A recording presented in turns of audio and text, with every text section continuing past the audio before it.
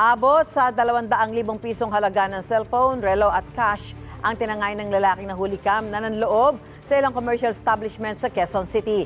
Aminado siya sa krimen. May unang balita si James Agustin. Dumaan sa bintana ng isang hardware store ang lalaking ito na nakuna sa CCTV sa barangay Doña Imelda, Quezon City madaling araw nitong Lunes. Dahan-dahan siyang bumaba. Nang mapansin ng CCTV camera, tinakpan niya ito. Sunod na nahagip ang lalaki na naglalakad papalapit sa stalls ng katabing supermarket. Sa isang stall kita ang lalaki na binubuksan ng cabinet at may kinuhang pera.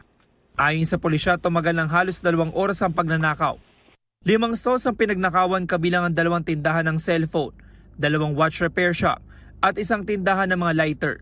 Sa kabuuan naaabot sa 200,000 pesos na halaga ng mga cellphone, iba't ibang klase ng relo at cash ang natangay. Yung nag-open na yung supermarket na ito at dumating na yung mga stall owners and sales representative, doon nila na-notice na yung nanakawan na sila. I think around past 10 na ng umaga. Hindi ito napansin ng mga security personnel who are conducting robbing outside the supermarket. Base sa imbestigasyon, nang makapasok ang suspect sa hardware store, doon siya kumuha ng mga gagamitin para makapunta naman sa katabing supermarket. Na-access niya yung pinaka-second floor ng hardware store. So ang ginawa niya, dinismantle niya yung glass wall. Since hardware yung kanyang pinasok, tinanggal niya, kumuha siya ng mga tools doon. Kinuha din niya yung mahabang ladder doon sa hardware store. Bumaba siya sa supermarket. Sa iba pang kuha ng CCTV kita ang pagtakas ng suspect na naglalakad papalayo sa mga commercial establishment.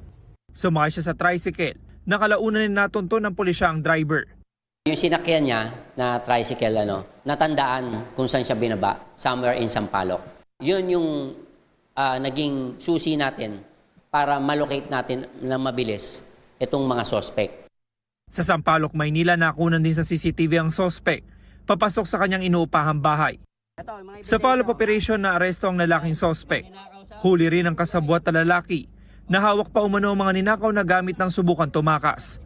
Nabawi sa mga suspect ang mga ninakaw na cellphone at iba't ibang klase ng relo. Bakit mo nagawa? Nadala lang po sa kahirapan ng buhay ko.